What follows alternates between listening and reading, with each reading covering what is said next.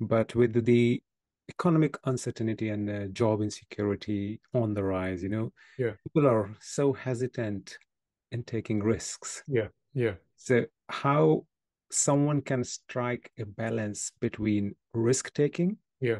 and security in today's world with a confident mindset? No, it's a very important point, and it's going to become even more important with the exponential changes in our economy and society is going to happen with artificial intelligence. Is bewildering what's Yeah. going to happen.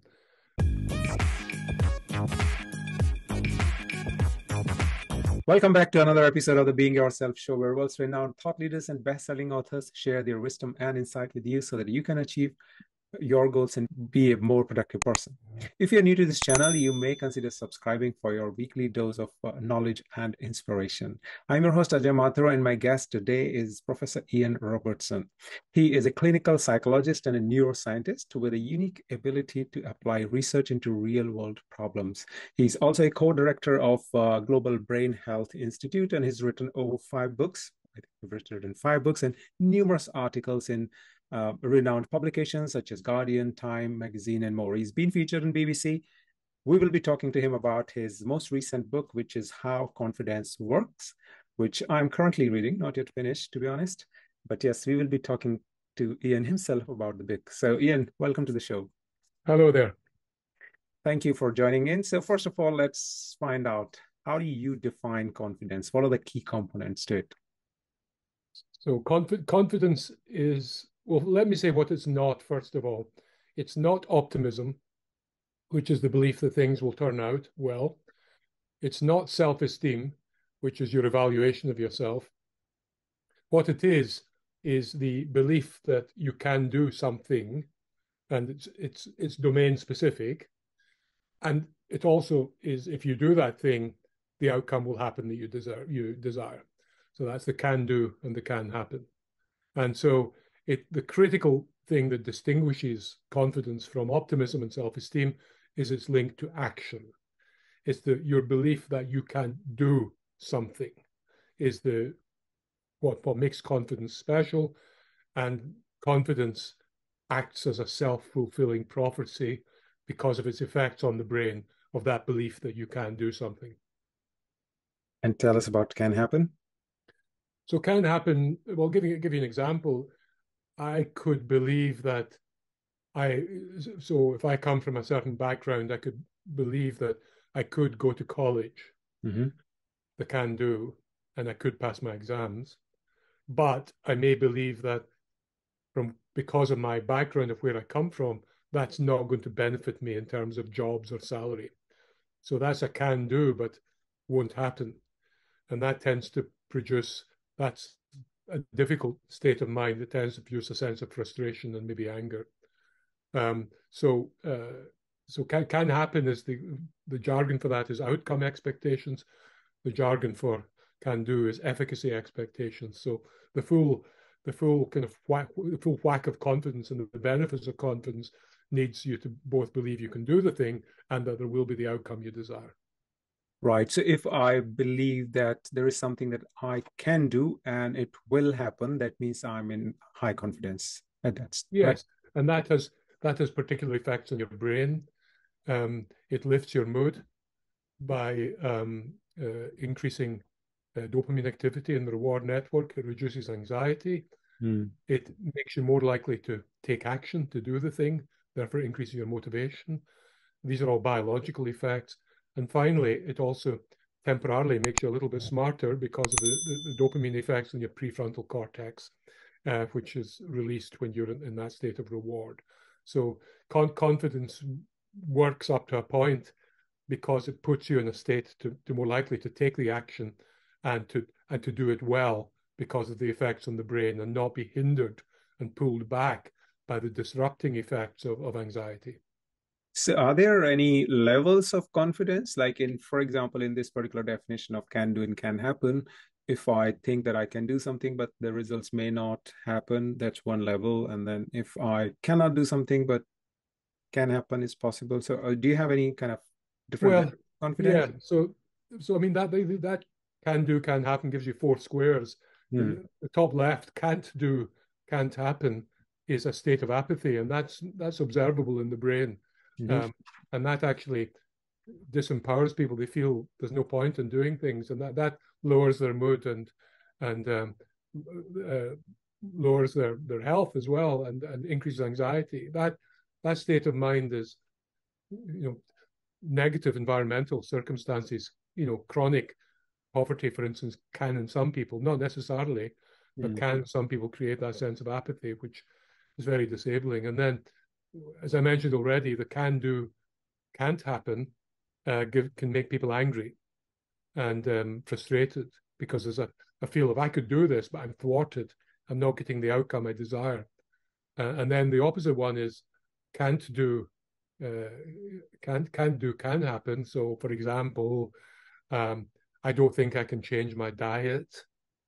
I know if I could, I would lose weight and become healthier, but I can't do it. That tends to make people anxious. Okay. That sense of, yeah, there is an outcome out there. If only I could do it, but I can't do it. And then you have the full whammy, the can do and can happen, has these positive effects on the brain that make it more likely you'll do it, and the more likely you will successfully do it.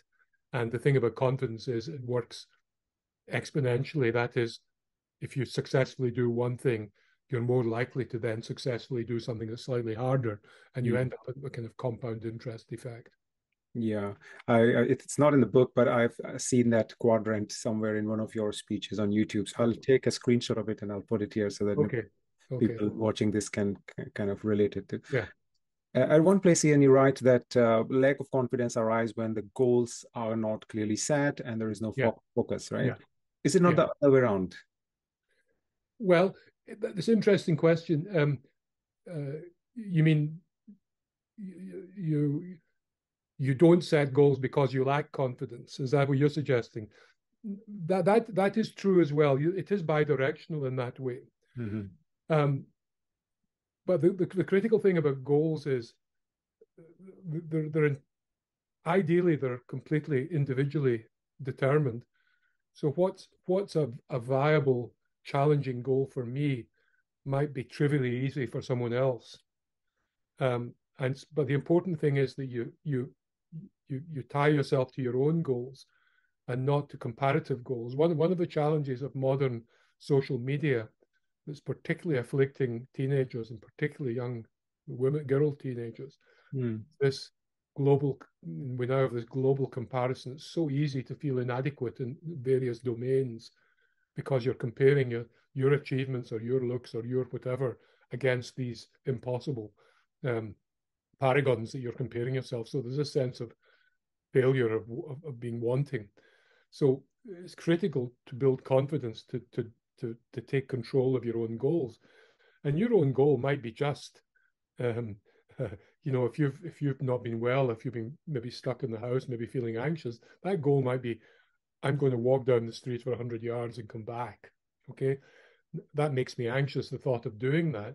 But if I clearly set the goal and achieve it in spite of feeling anxious, that will be a very small but very significant increment in confidence. Mastering adversity, doing things in spite of anxiety, is a fantastic source of confidence.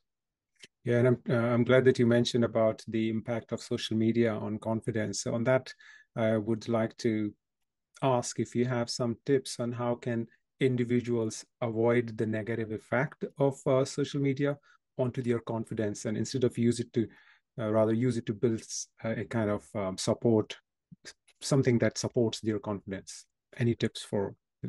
Yeah, there's an organization, for instance, called the Female Lead, which is aimed at teenage girls in particular, which tries to get them to follow inspiring women, to follow uplifting, achieving women on their Instagram and other social media, to if you like, bias the algorithms so that they're being fed positive examples that make them feel inspired and good, rather than examples that make them feel diminished and wanting in comparison to them. So you can algorithms will feed you stuff that can systematically fill your mind with thoughts and images that make you feel bad. Mm. But similarly, algorithms can be altered, or through what you look at, to do the opposite. And that's the female lead would be an example of that. So it's a question of, how we feel is hugely affected by what we pay attention to. And so all this social media make money out of our attention. That's how they make money. Yeah. So we have to gain control over our own attention. And we have to use the power of technology to feed ourselves stuff that's going to inspire us and help us achieve our own goals, rather than make us feel wanting and make us feel like failures in comparison to impossible comparators.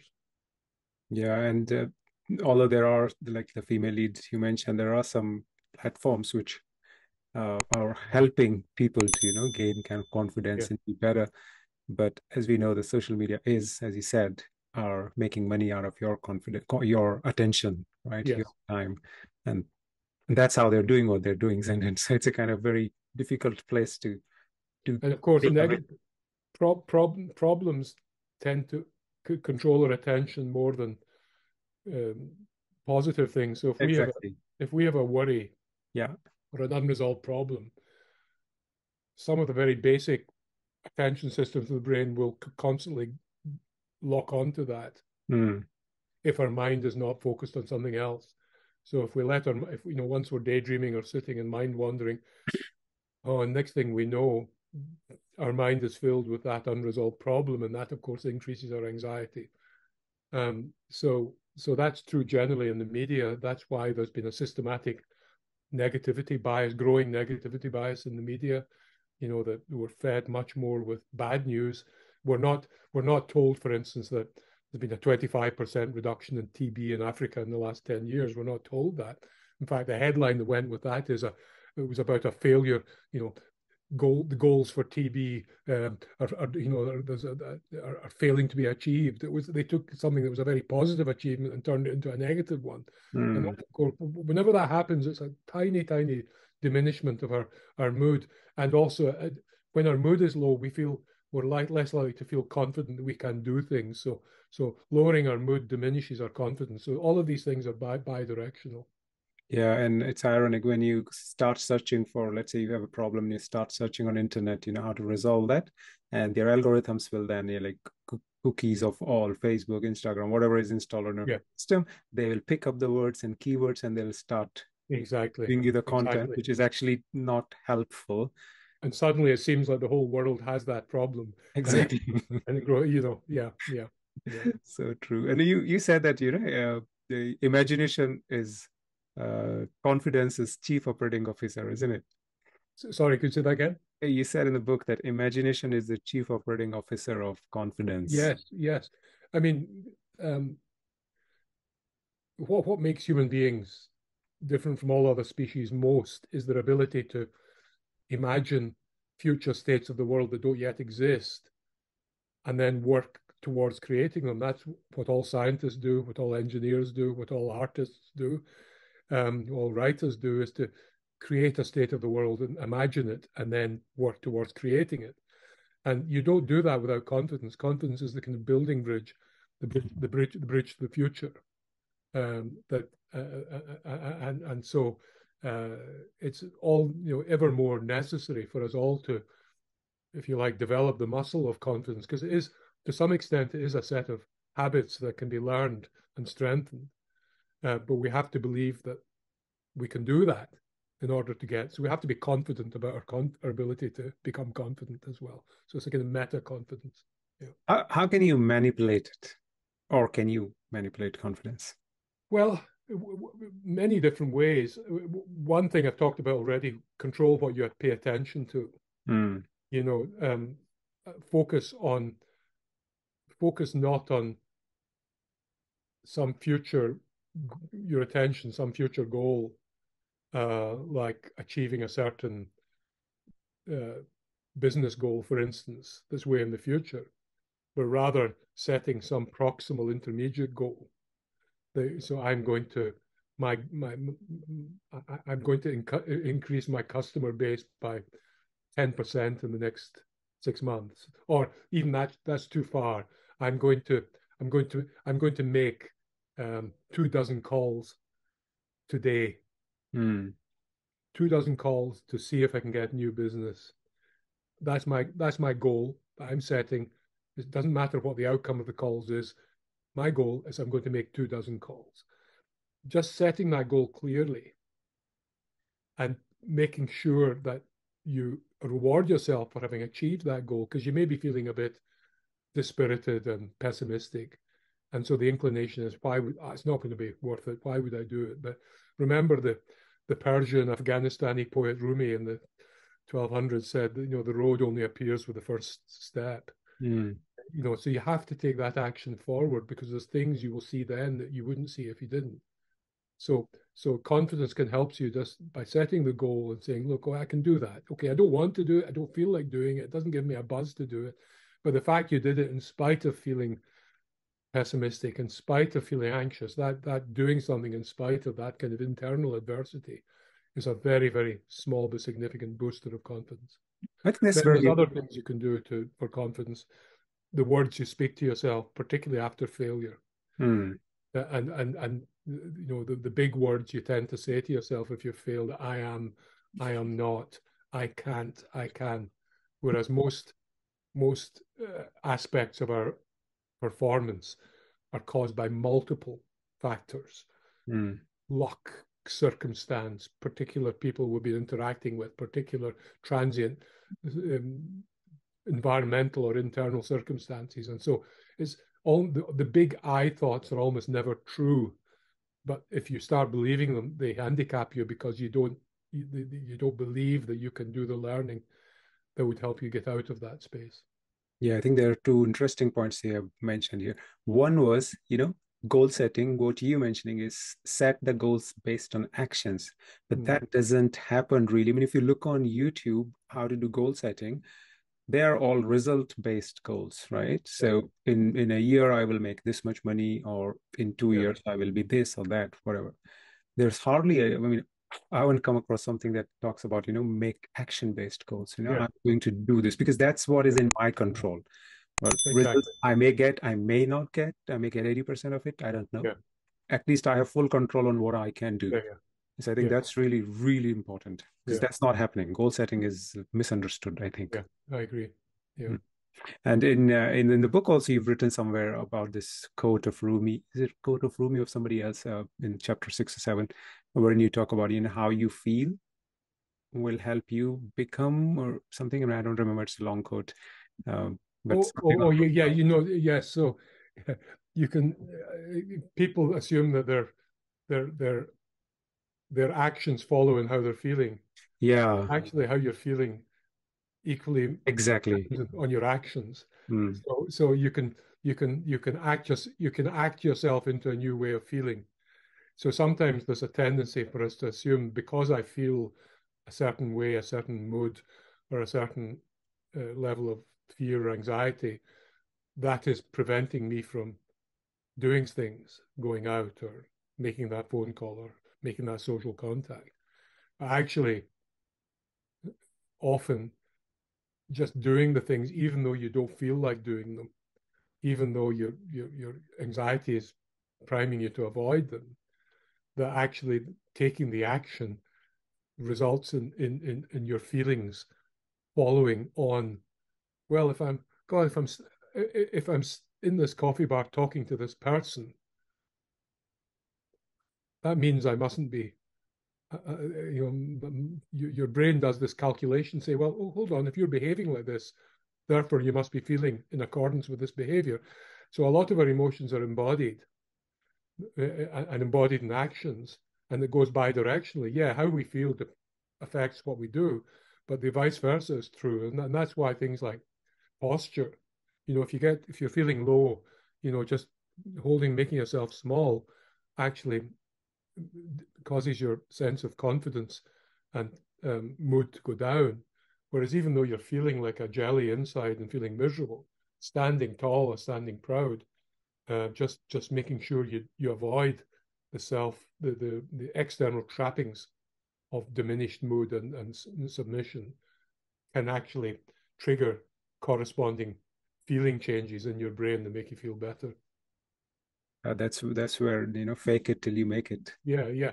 I mean, there's limits to the truth of that. We all remember Ajay Javid, doing his big power pose a few years ago, which looked a bit daft. And that research, the research that said a power pose increases testosterone and increases boldness, that didn't pan out. Okay. But the research that did pan out was this, very closely related, that making yourself, diminishing your posture does lower your confidence and your mood. And therefore, just, standing tall and proud, in spite of how you feel inside, that does help prevent the dropping of confidence that happens from diminishing your posture. Is this something to do with overconfidence? What is overconfidence, first of all? Well, everyone who's not depressed, particularly if they're men, are slightly overconfident. Men overestimate their abilities and their chances of success. That's why they take more risks on average than women. Um, and so that overconfidence. So people, nobody would start a small business if they were going on base statistics, because most small businesses fail. Statistically, you're much better to be employed than starting a small business. But we know that people get up in the morning with a glint in their eye and say, "I can do this," and some of them do and do very well. And that kind of ability to overestimate your chances keeps us, the enterprise of the human species alive. So it's not a bad thing. That kind of mild overconfidence is part of what being human is, involves. But because confidence makes success more likely, then for a proportion of people, that indeed does result in a kind of progressive and, in fact, exponentially increasing success, building on success, building on success. And that gives you status, which gives you further success, etc. So you come to a point where people have so much, they feel so good about themselves because of the biological reward effects of this success. And then they get the admiration and status of others because that's what power and money and success give you.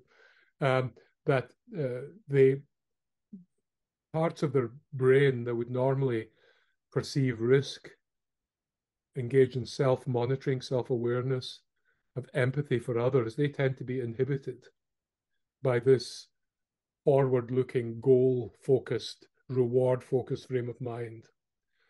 And that, because this to some extent acts out in the two halves of the brain, you get an inhibition of these crucial risk perception, empathy, self-awareness. They get diminished, and that can lead to a mushrooming so that people behave in ways that they would never have done when they didn't have this power and status. They get changed biologically and psychologically by the accumulated success.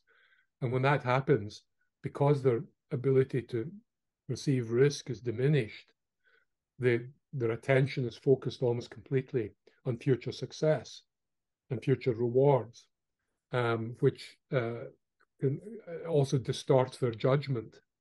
And this is partly a biological effect of excess dopamine in the brain. And so you get bad decisions being made, you can get cruel decisions being made, you can get increased narcissism and selfishness.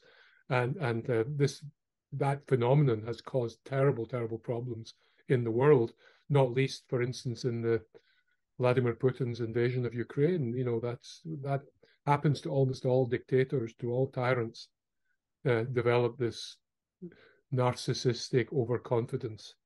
And, the two previous dictators that tried to invade Russia, Napoleon and Hitler, both came to grief by a similar process. Interesting. Okay, so you talked about, we just spoke about this taking small risk and, to build confidence, take action rather. Yeah. Right. And there is an importance of taking risks in those actions, like take small risks, right? Yeah. And they are helpful in building confidence. But with the economic uncertainty and job insecurity on the rise, Yeah. people are so hesitant in taking risks. Yeah. Yeah. So how someone can strike a balance between risk taking Yeah. and security in today's world with a confident mindset. No, it's a very important point, and it's going to become even more important with the exponential changes in our economy and society is going to happen with artificial intelligence. Is bewildering what's Yeah, going to happen, and um, and so there comes a point where you have to price in change and price in risk. So you have to make decisions because you otherwise you get inaction. So supposing you hate your current job, but you're worried if you move to a different job, you might end up with no job.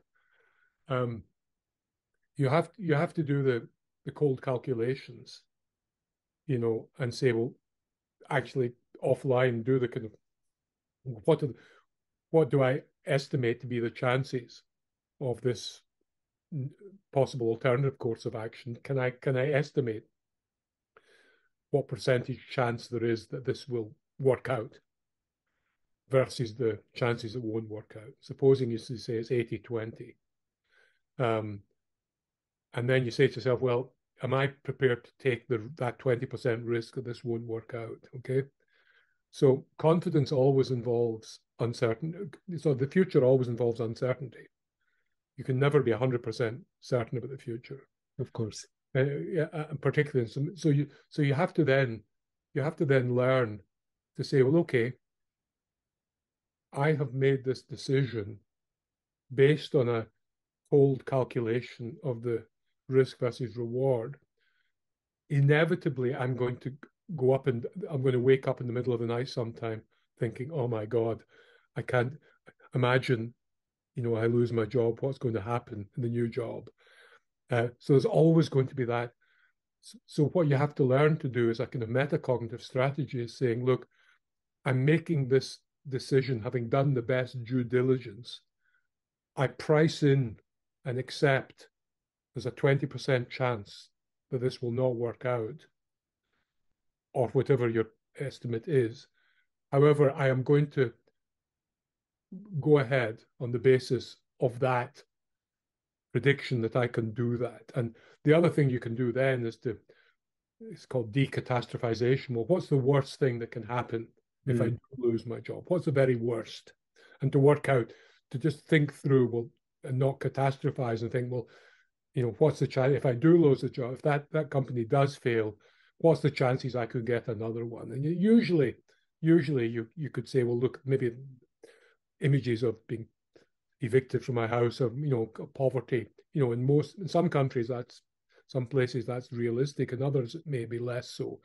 So if you can kind of slightly take the sting out of the 20%, and then not control your attention to say, when you find yourself starting to panic about the possibility of that 20%, let's say, look, you made that cold decision. Let's just, I'm not going to review that decision for another 6 months or another month or whatever it is. I'm going to review this decision, and I'm putting it in the pending decision box, and I'm not going to allow my attention to be occupied with this. I'm going to delay worrying or thinking about this and review it in a year or a month or 6 months or whatever.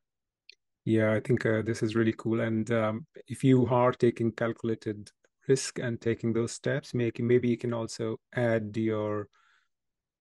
include your core values while making those Well, decisions. that's true. Affirming your core values is uh, proven to reduce anxiety and make you feel your ego less threatened by the potential of failure. Yeah. Exactly.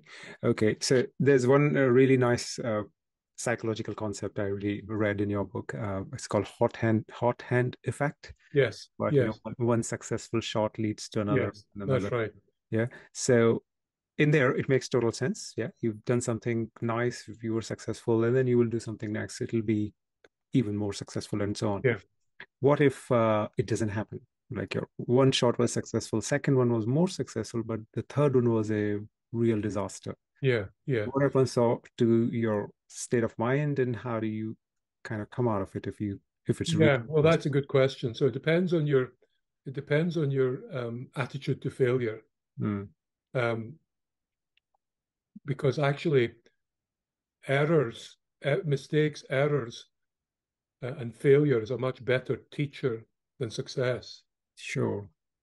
You can learn more, but the human mind finds it much more painful to pay attention to and try and learn from errors, even though they're the better teacher. So, so you have to slowly learn not to mentally shy away from failure, but to embrace it and say, well, look, okay, actually this is good. What can I learn about the reasons for that failure? What happened there? What can I learn from the future for the future?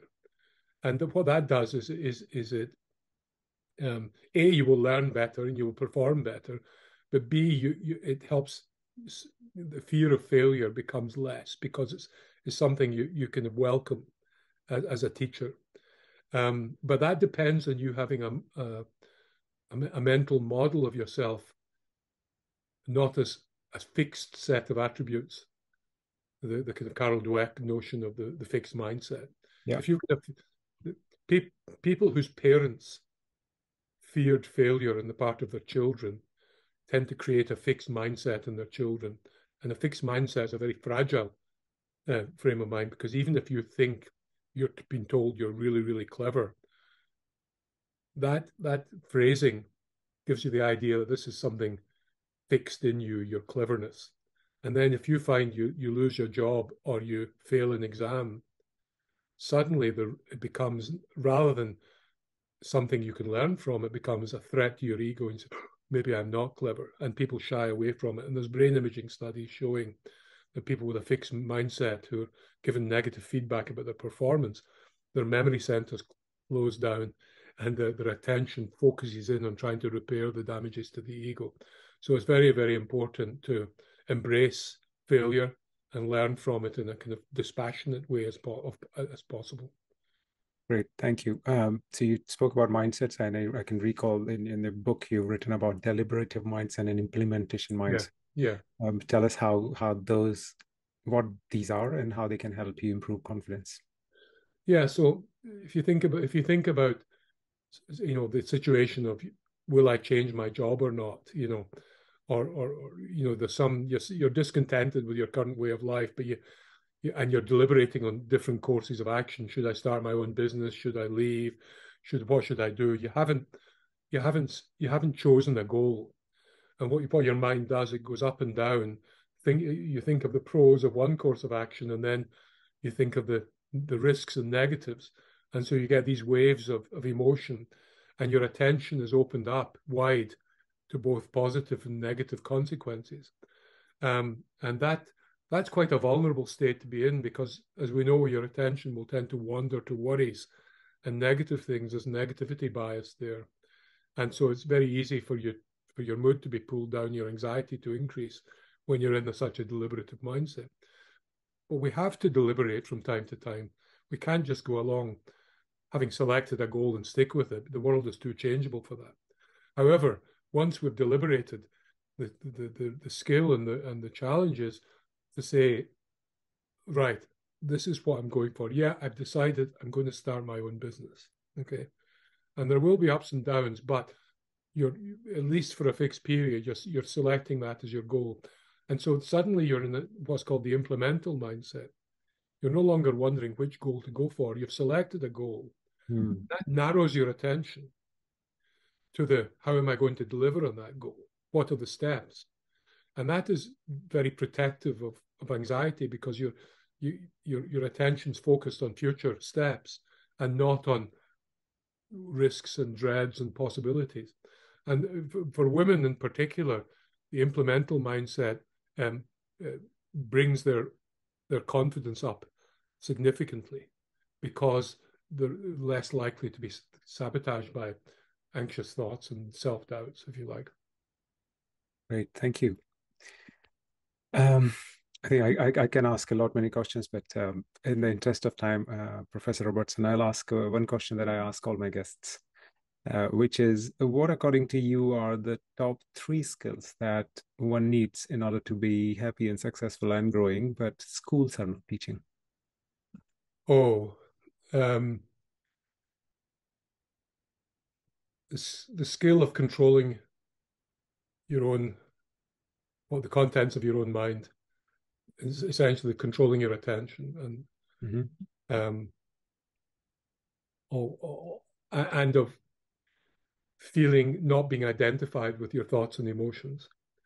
The kind of Buddhist precept that you are not your thoughts and you're not your emotions. So having that incredible capacity of the human mind to watch yourself watching, think about it, see yourself feeling, and give that slight detachment, which means you're less likely to be sucked into an emotional state. I'd say that's one of them. The second thing is teaching children that that confidence, the values of confidence, and the mechanics of confidence. How to select, how to show that they in any domain Mm. they can make improvements, um, and and and uh, and along with that goes with not allowing themselves to be internalized stereotypes, negative stereotypes to do with social class or race or religion, which can eat away at confidence. Um, yeah, these would be my two main ones. Yeah. Okay, that's fine. We can live with two. That's great. Okay, thank you very much, Dr. Robertson, Professor Robertson. Really insightful, and thank you for your time. Really, really appreciate it. Thank you very much. Very nice talking to you. And guys, if you are looking to know more about, how confidence works, I mean, this book really tells it. It sounds very simple, but there are 250 pages and there's a lot of content in it. And Johan Hari says, brilliant, it will change the way you think about confidence. And I agree with him. So please check out. It's a great book, great read. And then don't forget to subscribe if you've not yet done so, because this interview probably most likely have given you some value. I'll see you again. Until then, you take care and keep learning. Thank you. Thank you. That was for my audience, but now Yeah. that it's over, thank you very much once again. And Okay. Thank you. I hope I kept it to shorter than 1 hour. Okay, that's very good. Good. Nice talking to you. Thank you very much. Nice Thank you, interview. Ian. Thank Thank you. you. Bye bye.